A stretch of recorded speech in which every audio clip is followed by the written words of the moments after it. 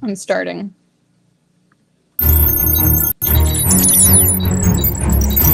Scanner complete.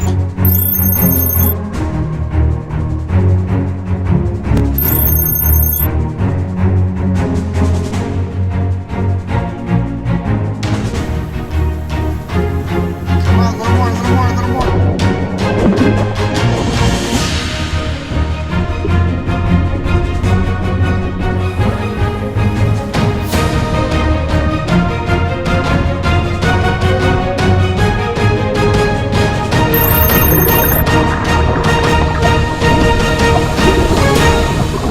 Mission completed.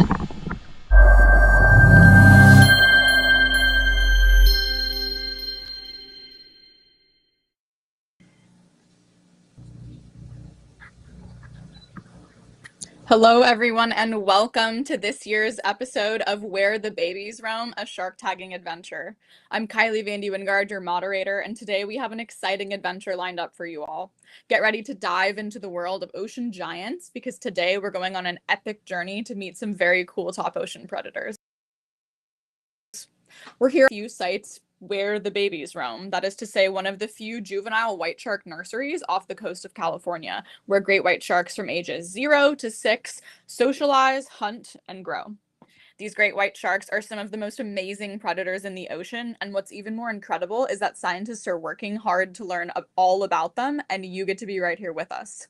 We'll be joined shortly by our host, Dr. Gwen Goodmanlowe, and our resident white shark researcher, Dr. Chris Lowe of CSU Long Beach's Shark Lab.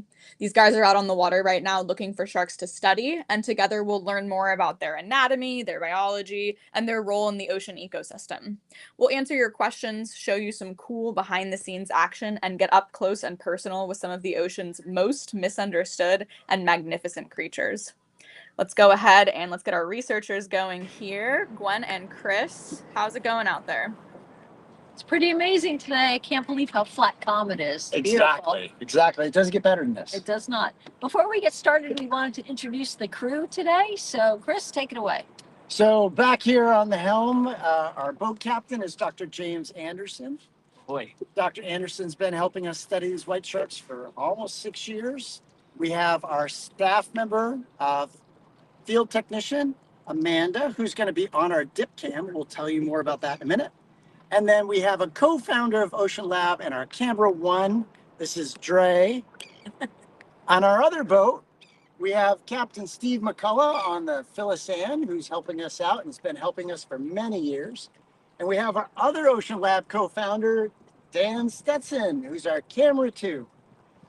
Back on the Valkyrie, which is our mothership, we have our drone captain, and that is Delaney. And then we have Tom Peterson, who's the captain of the Valkyrie. So we have a big team here, and we're out here to tag some white sharks. And hopefully learn some more about them. So, I have heard that this is considered to be a white shark nursery. So, what on earth is a nursery? And what is a nursery for white sharks? Great question. And if we think of nurseries in terms of the way we think of people, a nursery is a place that has a bassinet or something like that. You keep your baby safe, right? Or your toddler safe. So think of this as a place for infant and toddler white sharks. So it's a safe place. Females give birth somewhere, we don't know where, but the babies seek out these habitats, and they'll spend a couple years here hanging out, periodically leaving but coming back. Safety is probably the key feature. Water temperature is another key feature. And because they spend weeks to months here, that has to be fun. Okay. So, all right. So, I mean, it looks really calm today, right? And the beach looks amazing. The waves don't look so big. So, my guess is that a lot of people use this beach too. So, how do the people using the beach and this nursery ground for white sharks? How do they commingle? Is there a problem with that? Do they know each other are there? What's going on with that? So that's a great question. So far, we haven't seen a problem. So what we do know is these young white sharks like to use the beaches that we also like to play around. So for surfing and swimming and bodyboarding and all those fun things we like to do, all those activities are close to shore. So the fact that we're doing these activities in the same place where these sharks like to hang out, you would think, okay, maybe an accident's going to happen. Somebody's going to make a mistake. Somebody's going to get hurt. You haven't seen it. Really? So that's a really interesting question because it's different than the way we think of white sharks. Right, right. So one of the things we found using all our different technologies, whether it's drones or tracking or telemetry, is that the sharks largely ignore people at the beach. That's so interesting because, I know a lot of people that when they hear the word great white shark, which is the same thing as white shark, right? When they hear that, they're like, I'm never going in the water. I'm not going anywhere near them. So it's so interesting that you're saying it's kind of the opposite of what people think. Exactly. And I didn't even believe that myself. I was a little leery about getting in the water in these places where there are white sharks everywhere until we began to better understand what's going on. And what's been cool is all this data is building and mounting. We're learning more and more about the sharks because they're here. We have the technology to study them.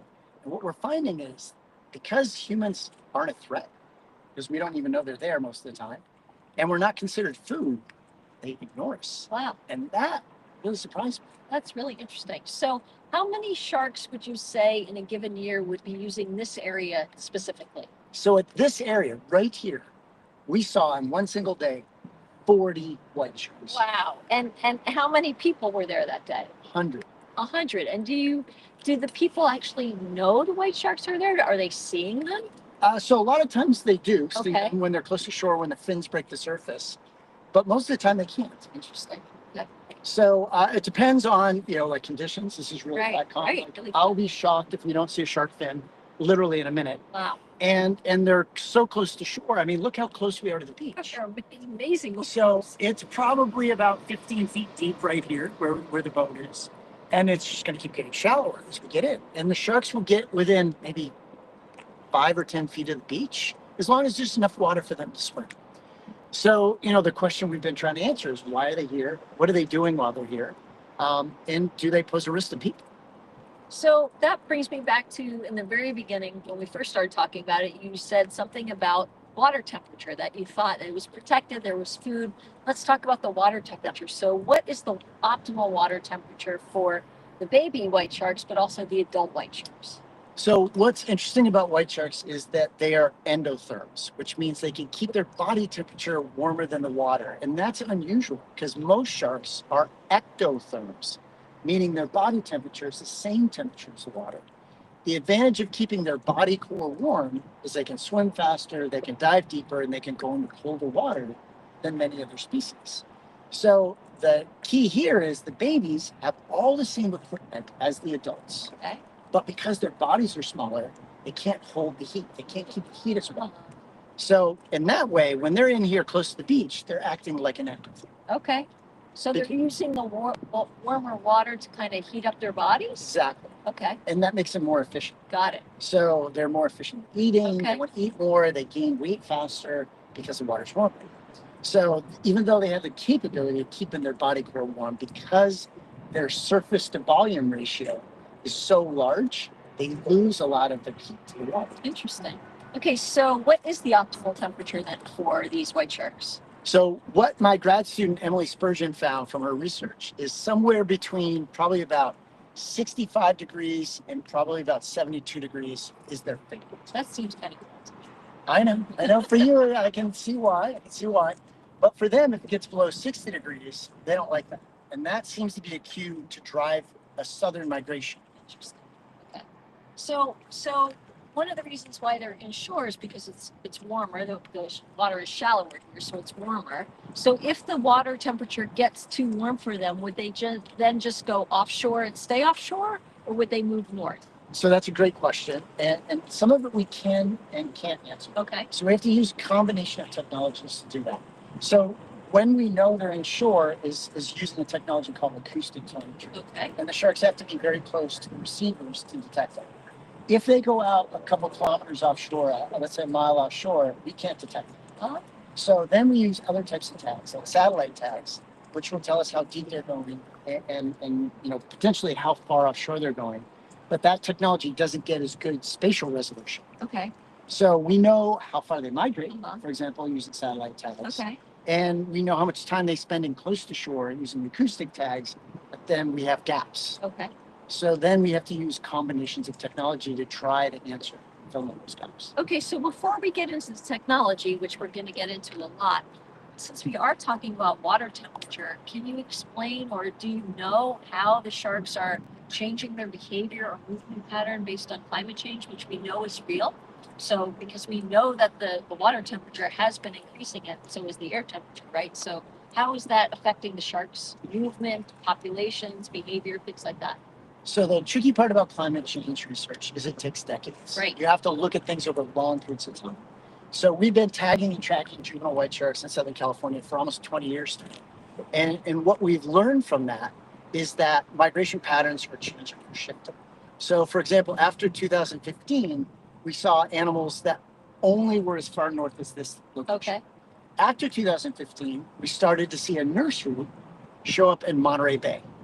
And the reason for that is Monterey Bay is the one spot on the Central California coast that's getting warmer and warmer and warmer. Really? The last 30 years, it's getting warmer. And now it's warm enough to hold a nursery. So there's actually a nursery up there. Yes. Wow, that is crazy. And we attribute that directly to climate change. Okay. Because the oceans are getting warmer and warmer. So what we predict will happen is these sharks are going to keep moving further north to find more suitable temperatures. Okay, but in the wintertime, typically they go down to Baja, right? Correct. So do you think that southern distribution is going to start moving up, or do you think they'll go back down to Baja? No, I think that southern distribution will start moving north.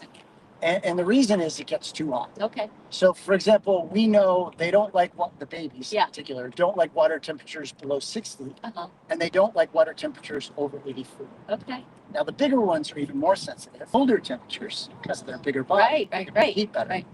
And they definitely don't like hot, okay. so they prefer cool. So this brings me again back to the nursery. So we know that this is a nursery for baby sharks, but are the moms coming here and giving birth in this nice protected area like whales do in the Baja Lagoons, right? It's a protected area, the moms give birth there. So are the mom white sharks giving birth here too?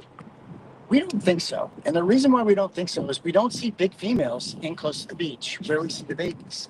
So we think that females are giving birth offshore. And remember, those babies are incubating in a warm mom, right?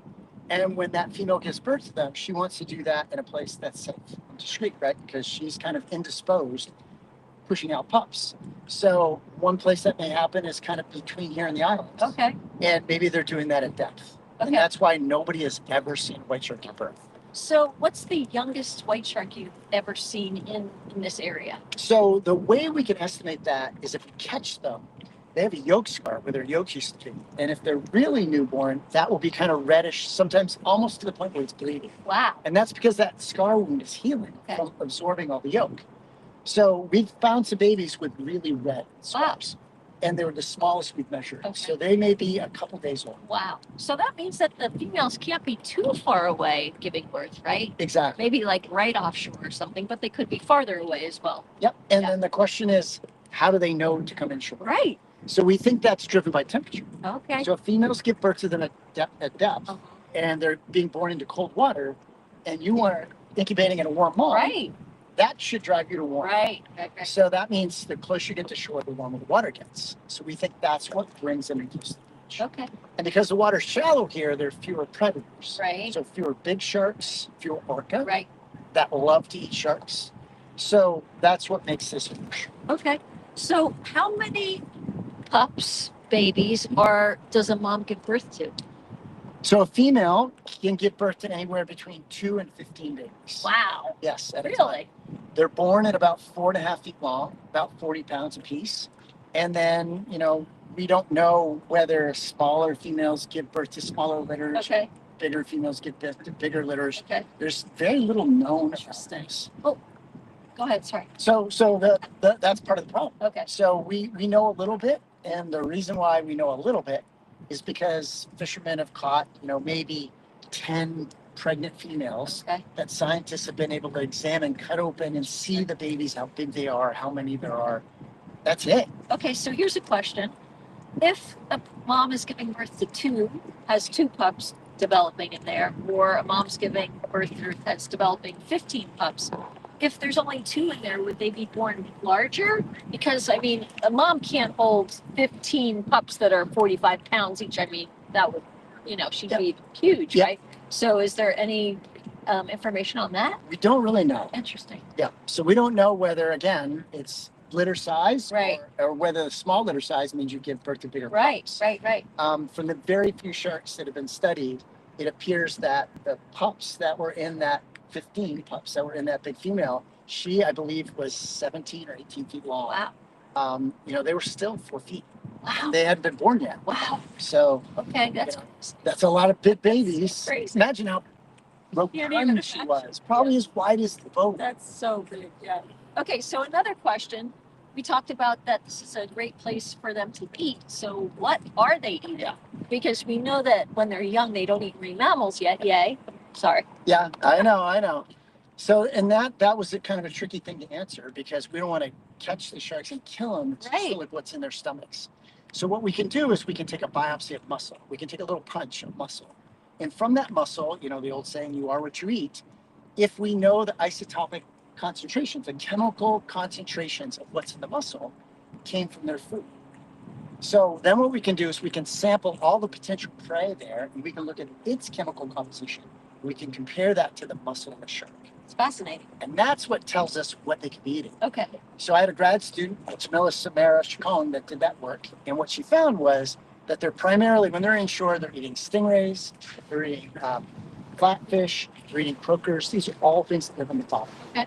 But a predominance of that Yeah. are small rays and sharks. Well, it's those stingrays, I mean, I've been stung by those barbs before, and that is painful. So do they eat one and then say, I'm not eating that again because that hurt me? Or, what? I mean, or do they eat a lot of them and they don't care? Do they feel the barbs?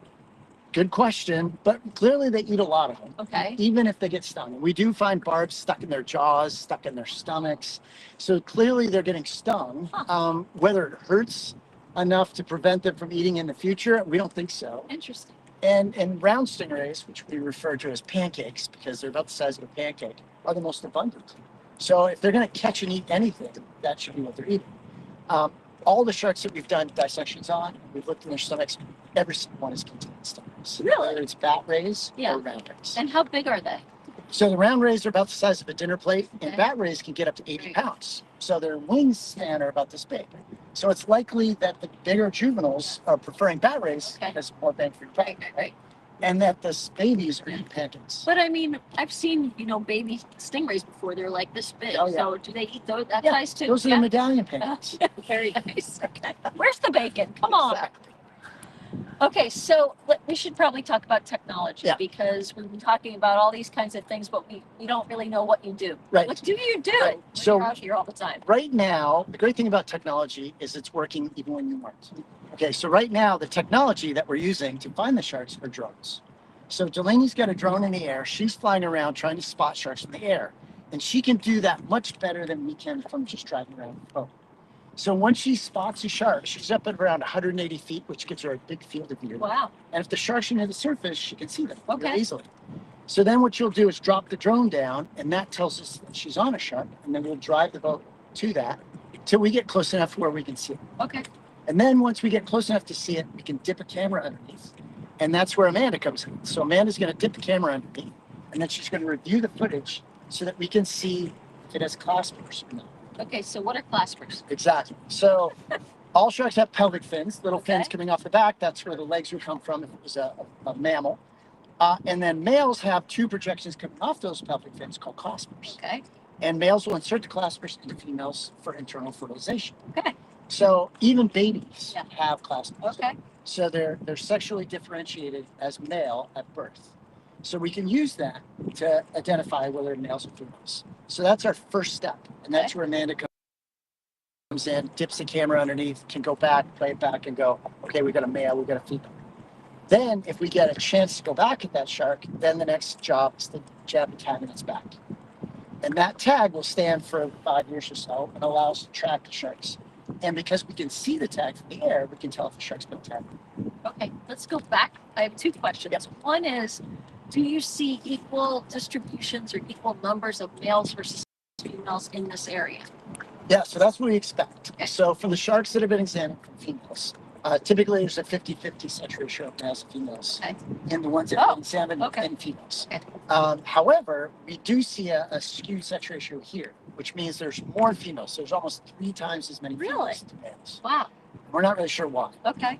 All right. My next question is something related to that, which I was so surprised by your answer that I kind of forgot what it was. So we'll have to get back to that. Okay. Okay. So, all right. So we have the male versus female. Kylie, do you want to show us some underwater dip cam videos of showing what a female I do, shark yeah. looks So like? just so everyone at home who's watching knows, this is going to be a shot of a female shark, so it will not have those two little claspers underneath its pelvic fins, but you will see the pelvic fins.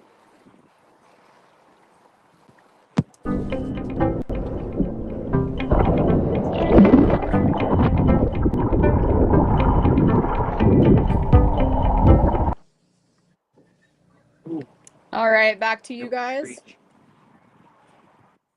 A lot of dolphin action down there. It was it? Isaac was. Damn it. Yes.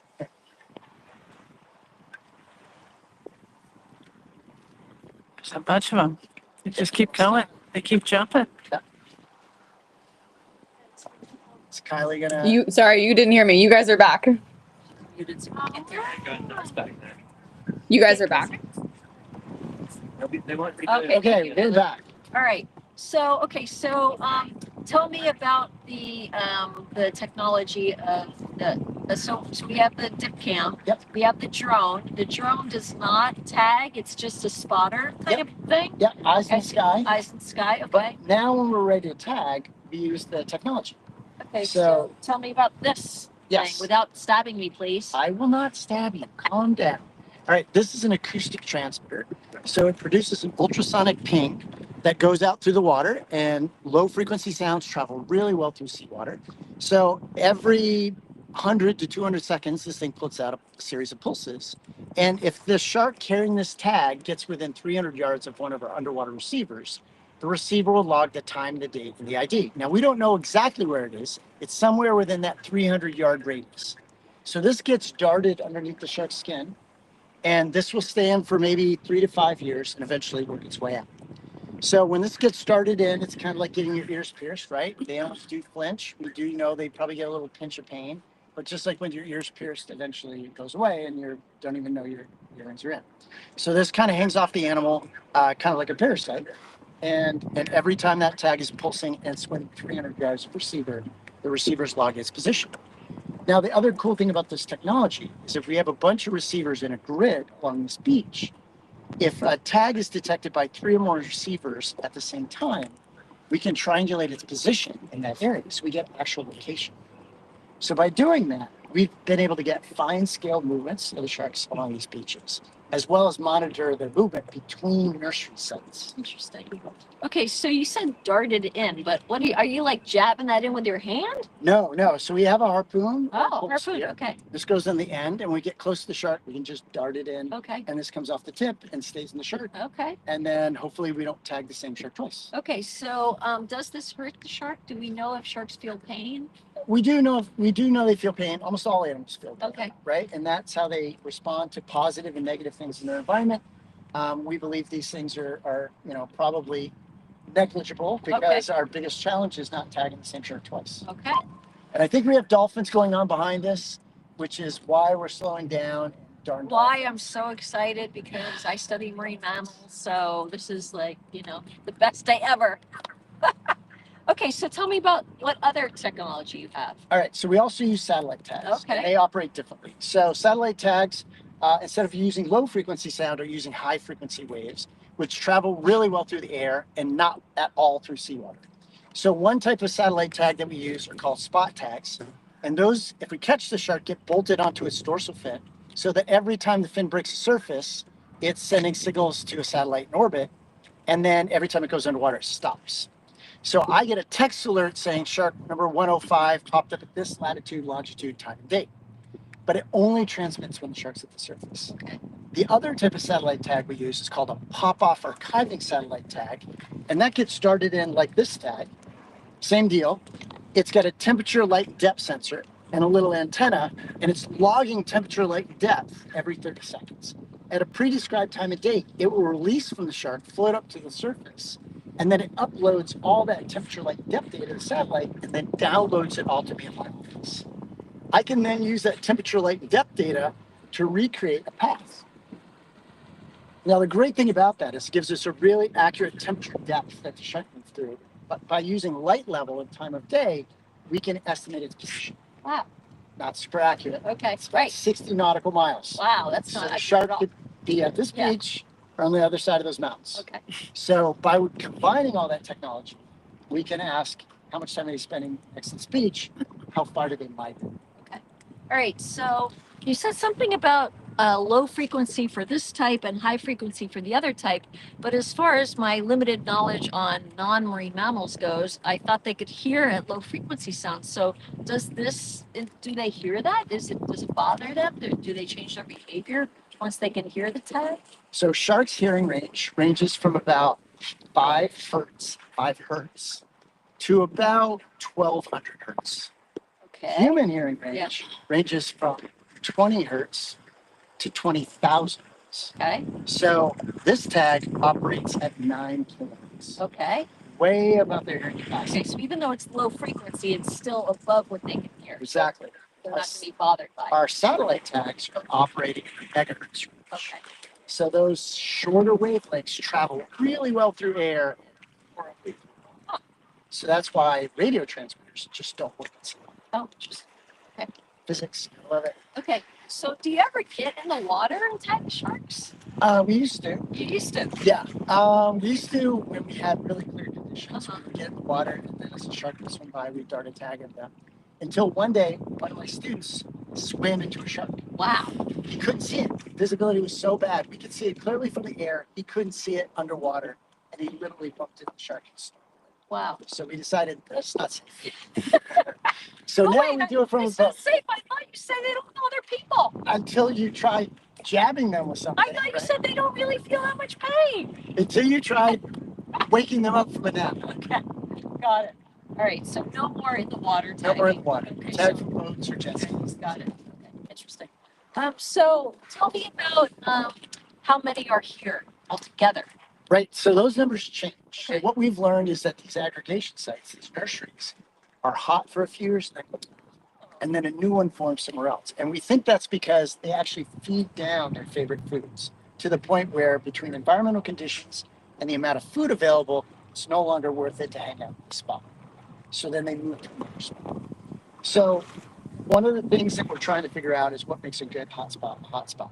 So by having an acoustic array here, we've had it here for the last 9 years straight, we found that this particular hotspot has stayed hot longer than any other. Really? Yep. Huh. And we've had up to 40 individual white sharks at this very site. Wow. So sometimes it gets too crowded.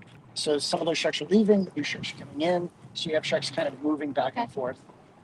All right. So we know that this has been here for about 9 years. Has there ever been one, like say in Newport Beach, Newport area? Because there's a harbor there. Yep.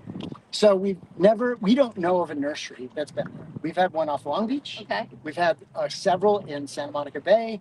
We've had some off Huntington Beach. They've been short-lived, Okay. but there were, 12 to 20 sharks there for a couple of weeks to a couple of months, and then they broke down. Interesting. So the Not question, even years. not even years. Wow. And the question is why? So we're still trying to figure some of those things out, and we know how they respond to temperature. We know how they respond to food availability. Right. And then the next question is competition. So one of the things we have seen over the years is, and it used to be where the babies roam, now it's where the toddlers and teenagers roam. So we find that sharks come back to these sites year after year after year, and they get bigger, bigger, and bigger. For example, earlier this morning, we saw a shark that was probably 12 feet long. That 12-foot shark could have been a baby here, come back every single year. And now they're toddlers here, 7 and 8 years, which we also saw this morning. That 12-footer could very easily become almost 7 years. Wow. So it could be a reason why some of the babies go, this isn't a good nursery anymore. Maybe it's time to find a new spot. Okay. So do sharks sense environmental changes other than water temperature? Like, have you ever seen like hurricane? Well, we don't get that too much, but we get storms and earthquakes. Because I know, like in Florida, they say the sharks leave, like Tampa area, they will go out or offshore when a hurricane's coming. So then can they sense things like that? Do we see any? Do you have any all of a sudden leaving and then there's an earthquake, that day or the next day? So we haven't seen it for earthquakes, but we have seen it for storms. And it's really cool because people have seen it across a bunch of different species in a bunch of different places. So one of the things we had a tropical storm that came into Southern California first in 90 years, 2 years ago. And it hit San Diego particularly hard. And we had a bunch of sharks tagged there. We're monitoring them. What was really cool is a bunch of sharks left during the storm, and went into La Jolla Cove, Wow. which we normally don't see them. Okay. And it was more protected in La Jolla Cove. But some of the sharks, the bigger ones, stayed. So what's really cool is it could be that those bigger sharks had more experience riding through storms in the past and knew what to do. Okay. Because we expect it when the barometer drops, Right. when a tropical storm Right. comes in, that's usually the cue for sharks to leave. But we know that experience means a lot, right? Getting an animal to move for no good reason, can put them in harm's way. So they're probably relying on their experience. Okay. So let's talk about diet for a second. So they change diet as they get older, right? So how old are they when they start to move from pancakes to fish, maybe bigger fish, eating other sharks of the same species, to marine mammals? When do they start doing that, and how long does that take? Yeah, so I think it's very much like people, right? So we start off as babies drinking milk, you learn how to suckle, you don't have to think about that, you do it instinctually, right? And then what happens is they're trying to catch prey for the first time. So the easiest, most abundant thing is what they're going to eat. But that is small, and you have to eat a lot of them. So therefore, the more experience and skill you get, you can catch bigger and better things. And that's basically what we see here happening, right? So we think the bigger juveniles give up on pancakes. They eat them every once in a while, but are focusing on bigger things like bat rays. So remember, a round stingray size of a plate, bat ray, 80 pounds, probably only a bigger, more experienced juvenile white shark can take those down. Now, at some point, they're going to start transitioning to marine mammals. And we see that in their dentition. So when they're babies, their bottom teeth are much like mako teeth. They're sharp and pointy. But as they age, their bottom teeth get wider and broader and more serrated. And it's about that size where they start transitioning to try to feed on marine mammals. How would they know, though? How would they know that a marine mammal, like, oh, I'm getting older, I should now go for a seal or sea lion? How would they even know that? So I suspect a lot of that learning comes from scavenging. Okay. Right. So now our marine mammal populations are coming back. There's a lot more. There are a lot more along the coast that die and are dead. And a shark gets a chance to give it a little bit. And their fat content is really high. Right. So it's a big bang for your buck.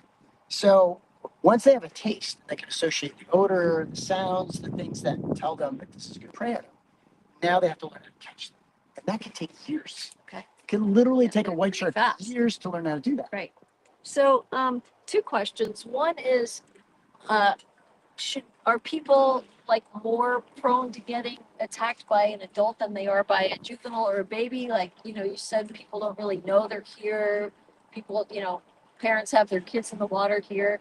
For the babies, if they were adults there, would you be nervous about them being in the water with adults, or more nervous because they now are eating marine mammals? Yeah, so that's a really good question. And the problem is we don't really know why sharks occasionally bite people. So unprovoked bites are when you're out minding your own business and a shark comes over and bites you. And we don't really know the motivation. We don't know whether they're biting that person because they mistake them for food. We don't know whether they're biting that person because they feel threatened. So the same holds true for the juveniles. But what we typically see is that the really small ones tend to avoid people.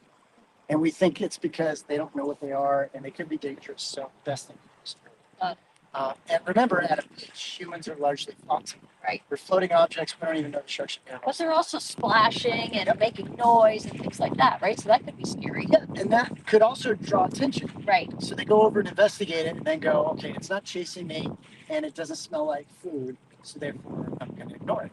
And it could be what we might expect to see in the future is fewer accidental bites by adults because they now know what humans smell like, sound like, look like. Okay. That's just a guess, right? But what we see here on any given day is that a white shark is swam by a swimmer or surfer and they did not know. Wow. That is happening any given day in California. Okay. So I've seen shark jaws and they have thousands of teeth. It looks to me like rows and rows of teeth. Why do they have all these rows of teeth? And how many rows of teeth do they have and how many teeth do they have in their lifetime? So that's a the common theme among all congregate fishes, right? So sharks, skates, and rays all have cartilaginous teeth, which means their teeth are anchored in cartilage, which isn't really a good anchor. Huh. So every time they bite into something hard, the teeth just fall out. So remember, mammals have bony skeletons. Our teeth are socketed into bones. They're not designed to fall out. So as the result of losing teeth all the time, they constantly replace them. So this is known as serial tooth replacement. So if you think of a shark's jaw or stingray's jaw as a conveyor belt, about every 30 days, the front row falls out. And a new row is being developed behind the gum Okay, so is that happening throughout their entire lives? throughout their entire lives. Okay. And it starts even at humans. Wow. What about if they just lose a tooth? They bite into a marine mammal and it's got, thick skin and one tooth pops out. Will that one tooth come back out and replace it? No, it's probably the whole row. Probably the whole row. Because remember, it's a constant conveyor belt that's rotating forward. Okay. So the longest they may be without a tooth Yeah. or a couple teeth would only be a couple days. Okay. And that new row is coming in. So the second row behind the first row is almost functional. Oh, wow. Right? Yeah. So if these don't do the job, Right. you got these that can Okay. do the job. Interesting. So they're never without the ability to eat. And the cool thing about that is you always have a sharp edge. So your teeth never get dull. For a lot of other animals, think of orca, Yeah. right? Especially when big sharks Yeah. grind their teeth Yes. down, they're eventually going to have nubbins. Right. But these sharks will always have fresh sharp. Okay, so two questions. One, what about the planktivorous sharks, like whale sharks? They're not eating marine mammals or fish or anything like that. So do they still have the same kind of sharp teeth? And do they still have rows of teeth? They do. They do have rows of teeth. Their teeth aren't really used for feeding. So in those cases, their teeth are used for mating, especially Okay. for males. Huh. So some of it might help retain prey. Some of it might help grab hold of bigger Okay, things if yeah. it can. But most of that feeding is done actually deep inside their mouth. So as they're gulping in huge amounts of water, the way their gills are shaped towards their esophagus creates this cool turbine that causes things, objects in the water, which are plankton or mysids or little shrimp or even fish eggs, to congregate in the water that drives it back by the throat. So the water gets expelled, but these objects congregate, and all they have to do then is just swallow. Okay, so it's not like baleen mouse who use their tongue to scrape the baleen off. They're not using their tongue to scrape anything. They're just swallowing that bolus of food. Exactly, and they probably use their tongue to push it further back. Okay. So most of that tongue action is just to close the mouth, Okay. right? But actually, all of that is the cyclonic action that's created by the position of the gills, causing all those particles to come out and get sucked back into the mouth. So one of my former students, Misty Page Strand, did all the research on this and has a patent because she'll Wow. probably invent a better vacuum. Wow. I'll buy that. So, I will too. I'm glad you said myces because I thought you said mices at first. No And I mices. thought, wow. No Mices? They're eating mices? Okay, so that leads me to speaking about the teeth and how they have all those teeth they have their whole lives. How long do this species of shark, how long do white sharks live? That's a great question. So we believe white sharks can live up to 7 years. 70? 70 years old. Wow, how do you know that? So the way we age sharks is by their vertebrae. So when they're small, their vertebrae are small. And as they grow, they add layers to the outside, like a gobstopper can, right? So every year they lay down a small band and a big band. And if we know how many bands are laid down per year, we can count the rings, just like in a tree, and estimate how old it is. So one of the techniques that researchers use to estimate the ages of all sharks, they're not using bomb, it's radioactive carbon. So back in the 50s, when we were doing all these atomic bomb tests, we put a lot of radioactive carbon into the atmosphere, and it immediately went to the ocean. It was incorporated into anything that kills. So what you could do is count back the bands until you saw this radioactive bomb spike, that radioactive carbon spike. Yeah. And then that tells you that ring goes back to the 50s. So for example, for something like a Greenland shark, where they use the eyelids, same I was thing. going to say, they do that with whales too, They've, the islands. they've aged them to 370 years old. But with these white sharks, 70. 70. Wow, that's so crazy. So if you figure a white shark has 50 teeth, Right. each entire front row, top and bottom, and they're losing them every month. They live to be 70. It'll produce 30,000. Holy cow. Wow.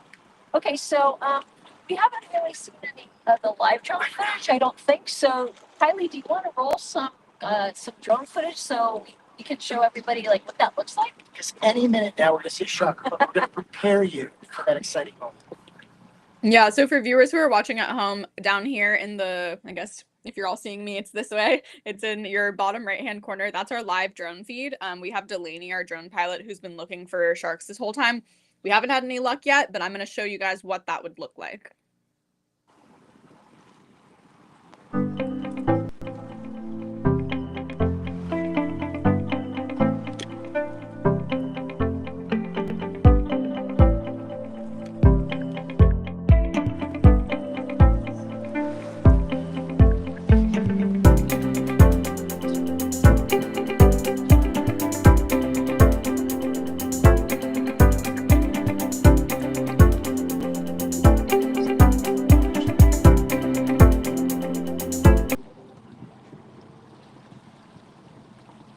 All right, Question, we are back to you. Okay, great. Thank you so much. So let's talk a little bit about reproduction because you said that some of the sharks use their teeth for mating, but I don't really get that. Okay. So in order for males to mate, they have to insert one of their claspers. So that requires grabbing, bolting. So males actually use their mouths, and what they try to do is grab the female on the pectoral fin to hold her in position to mate. So, and it's not a fast process. It's a Okay. very slow process. And this is where it's kind of cool. Females get bigger than males. So females actually get to dictate who they mate with. Wow. As a small male that's trying to mate with a big female, a female will go, no, you're not going to mate with me. And they just shake off. Okay. But a bigger male may have a better chance of holding on to a female. A bigger male may actually be better fit to sire that.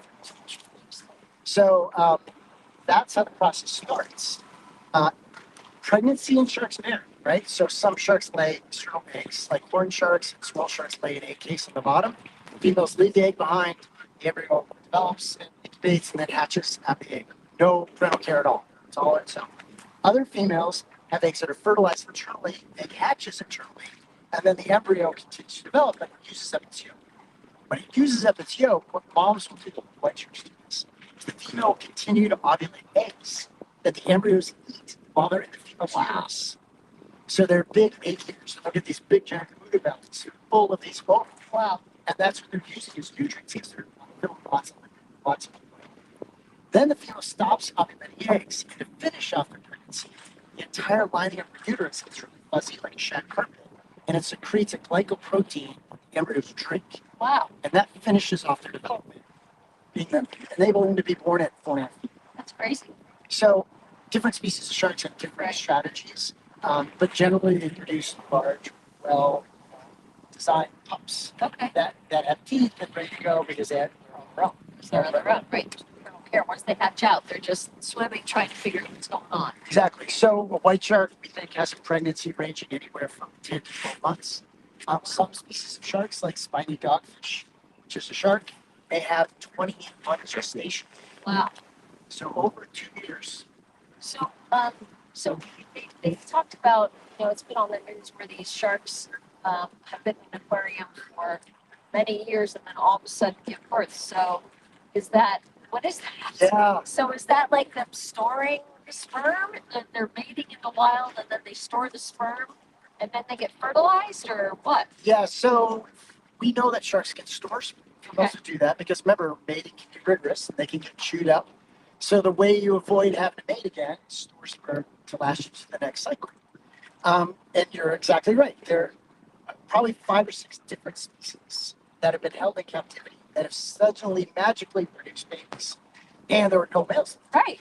So at first they thought they maybe were storing sperm. But then it turns out when they genetically compared, the offspring was a genetic clone. Wow. That is known as parthenogenesis. So in the absence of males, a female can produce a viable offspring. And as vertebrates go, they're not the only ones that can do it, but it seems like a lot of them can do it. So the question is why? Why? Yeah. Well, if you're on a remote island and you happen to swim there and you're by yourself and you're going, well, I'm getting old, I've got these eggs. What can I do with them? Maybe I can make a baby, and that might give time for a male to eventually show up. So we don't really know the exact reason why that really is routine, but it does explain this concept of like these island biogeographies where these populations arise. You have to ask yourself, how would sharks find a wife? Something like a white-tipped reef shark, which is kind of a small, kind of lazy reef shark. How the heck do they get to evolve? So it could be things like Genesis, miracle birth. Okay. Another question about this reproduction thing. So I know in cats, every kitten in a litter can be from a different father. Yes. So in sharks, have they done the DNA of the different, when they catch the female on the line and they, do a necropsy and they pull the babies out, the developed babies, have they done DNA on them to see if they're from different males? Yep. So that's actually really common.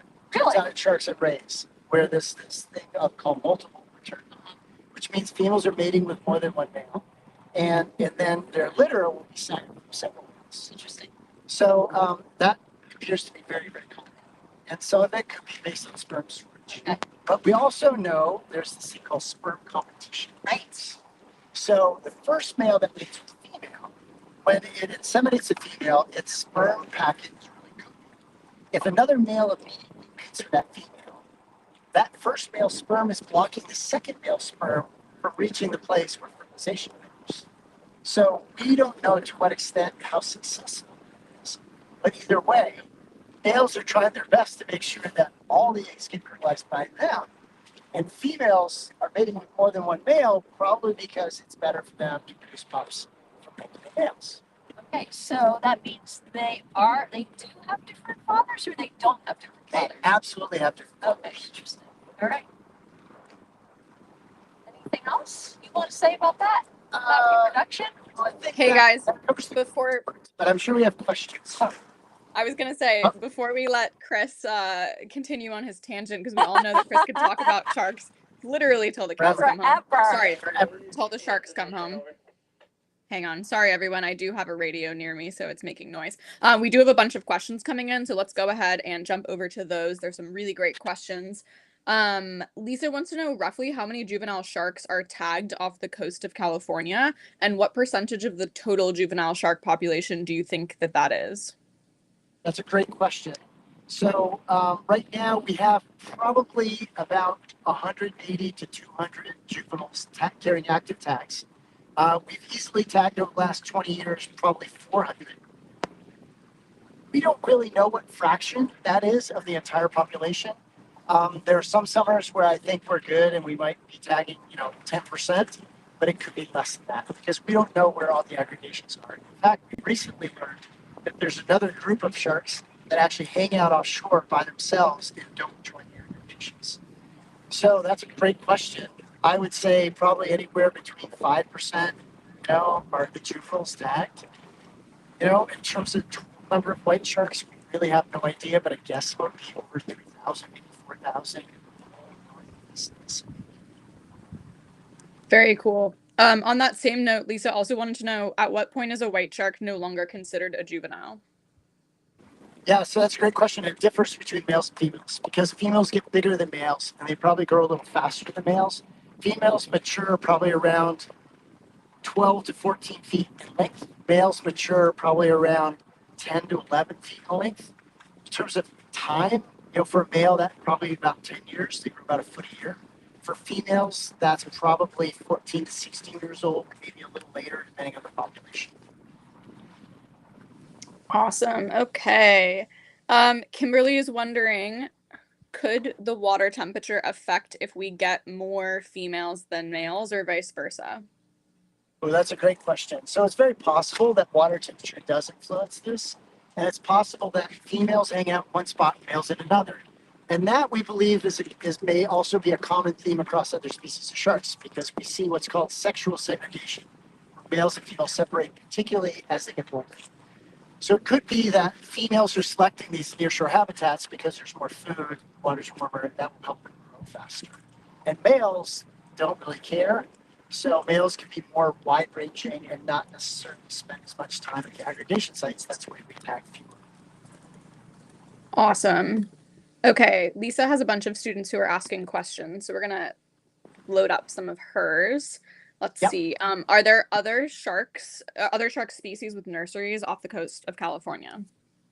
Yes. So that's a cool thing. A lot of sharks use Southern California waters as nurseries. So, for example, mako sharks use Southern California Bight as a nursery. Even though they're a pelagic offshore shark, we find their babies and they're like this big. They're the cutest little wind-up toys. You know, they're born at about 2 feet long. They use it as a nursery. Blue sharks use it as a nursery. Salmon sharks use the Southern California Bight as a nursery. But instead of coming into the beach, they're spending their time offshore. But if you go north, you just don't see babies. You find them down south. And that usually starts in the spring. And that's when the Southern California Bight, that area from Santa Barbara down to Baja, is the most productive. So it makes sense. This is where you'd want to come give birth to your babies. Awesome. Okay, well, on that note, if everyone's here and everyone's giving birth to their babies, is there any sort of competition between different species of sharks? Maybe like one species of shark is attacking another species of shark? Okay, so competition doesn't necessarily result in two animals fighting, but there can be other ways to compete, like outcompeting. So, for example, if you're a white shark and you really like to eat marine mammals, and you're really skilled at it and you have really good teeth for it, you might be able to get more marine mammals, say, than a big mako. So, one of the cool things that we've been seeing in recent years is that big makos, like makos over 10 feet, are now eating seals and sea lions. And we didn't think that was part of their diet because their teeth aren't really designed to do that. But they'll eat them because they're big enough and they're abundant enough populations of seals for them to do that. White sharks are probably better at than makos because they have better equipment for it, so they outcompete them. So in this case, there's so much food that limits competition. In other cases, in nearshore waters, there could be species like gray smoothhounds and leopard sharks that overlap in size, that eat similar things, that may compete for those sorts of things, and that may drive animals to move to different places. Nobody wants to compete. So basically what you want to do is find a niche for yourself where you can do your thing without having to compete. So we think a lot of that decision-making process has evolved over time, allowing these animals to coexist. Cool. Okay, we're moving on to the topic of tagging. Mateo wants to know, is tagging safe for the shark? Do they feel it when you mark them? I know you mentioned it's kind of like getting your ears pierced. Yeah, so we do know when we do tag them, we dart the tag in, they do flinch, but our biggest challenge is not tagging the same shark twice. So it doesn't hurt them enough that they're like, oh my God, whatever that thing is, it's going to hurt me. I got to get out of town. They basically flinch and then they just go back to swimming. So that's kind of why we relate it to an earring. You know, when you first get that pinch, it kind of hurts. And then once the earring's in, and then it's kind of fine. You forget it's even in place. So we think that basically that process of what we do is very minimal. However, if we can catch the shark, we can flip that shark upside down and put it in what it's called a tonic immobility state. And we can do surgery on the animals and they don't flinch. Then we can insert a transmitter into the body cavity, stitch them up. But when you flip them back, it's like throwing a switch, they can swim away. So we think that that pain suppression is reduced when they're in that tonic immobility state. So we do know they feel it. We do know that when we tag them, we are making an incision in them. But quite often, those sharks that we release don't just take off. Sometimes they hang around. So we know that the pain that they're experiencing from this process isn't altering their behavior that much.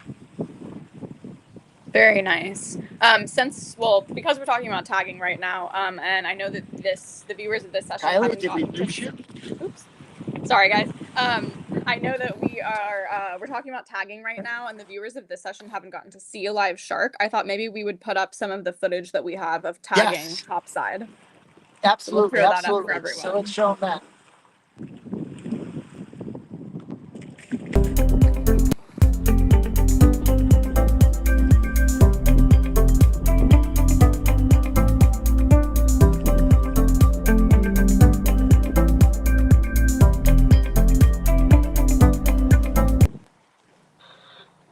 All right, everyone. So there you were all able to see that kind of flinch that Dr. Lowe is talking about, and then also that little almost like cylindrical thing right by the dorsal fin. That's that tag that he was showing us earlier.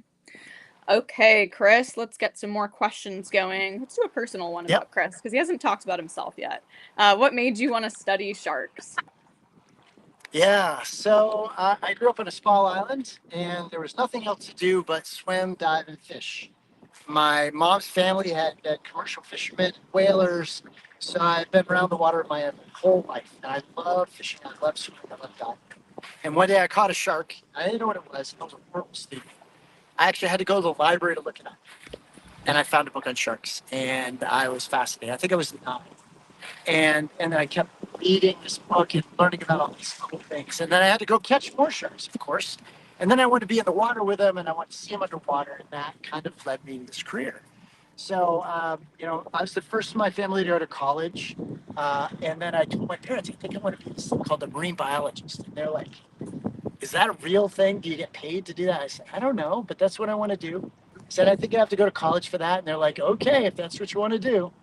So I kind of fumbled my way through this thing and eventually got my PhD and have taken over the Shark Lab at Cal State Long Beach, where I can teach the next generation how to do the thing that I love. Okay, on that note, what is the coolest thing that you've discovered while tagging sharks? Oh, so the coolest thing that I've discovered while tagging sharks is how far they can actually travel. So, for example, we've tagged babies with satellite tags that we've recorded traveling 3,000 miles in their first year of life. And what I find astounding by that is there was something that cued them to leave. They knew to go south. How did they know to go south? Then they were south, and then they decided to come north. And when they came back north, they came back to the same nursery that we had tagged them at the year before. So how do they know to do that when they get no training from mom or dad? So that to me was pretty darn cool. And then, of course, we get to see all these cool behaviors of what these sharks do between our drone footage. We have underwater cameras that we put out. We've even looked at what they eat based on eDNA. So eDNA is super cool. We could take a water sample, and in that water sample is everything's DNA. Virus DNA, bacteria DNA, dog DNA, people DNA, shark, fish, stingray. We can filter it, and we have barcodes for every single species. In other words, we know what each piece of DNA goes to what species. So based on that, one of my students, Zach Person, did this study where he looked at aggregation sites where there are sharks and aggregation sites where there are no sharks, non-aggregation sites. And what he found was at aggregation sites where there's lots of white shark DNA, there was less stingray DNA. But at a non-aggregation site, no white shark DNA, lots of stingray DNA. So by using this cool technique, we're now able to try to figure out how much food is out there for a white shark. Does that give them a reason to move to another site? So I thought that was really fascinating. I love that. On the same note of technology, Kimberly wants to know how long can you receive information from a tag once you've implanted it onto a shark, or maybe also the ones that are surgically implanted. How long can you receive those? That's a great question. So those tags that we surgically implant to the body cavity last 10 years. So we can basically track a baby from its infancy almost to adulthood. And we've had sharks that we've been able to track and monitor for 8 years. In fact, some of those sharks, by the time they're 6 years old, that we tagged with an acoustic tag, right here off this beach, have been detected off Kona 6 years later by an acoustic receiver off the island of Kona, off the island, the big island of Hawaii. So we know this technology lasts at least 8 years. So it's a long-term project, but it's enabled us to answer questions that we couldn't answer. That is so cool. Okay, we are unfortunately at our time, so everyone, let's say goodbye to Dr. Lowe and Dr. Gwen Goodmanlowe. Thank you guys so much Hi, for being out everybody. there on the Thank you, water for everybody. us. Thanks for joining us. Okay. So thank you everyone for joining today. Just a heads up for those of you, maybe it's your first time joining us. We do an annual show in the spring. We go down to Mexico and we do a gray whale show. So we'll be doing that not next year, but the year after that. This year, what we'll be bringing to you is going to be our manatee show. As long as everything goes correctly for us, we'll be in Florida diving with manatees, which is going to be really amazing. So another opportunity for you guys to get out into the wild through your classroom. So follow us on Eventbrite, follow us on the social media, follow the Shark Lab on social media, and we'll be sure to get you guys that link for that. For now, thank you guys so much for watching.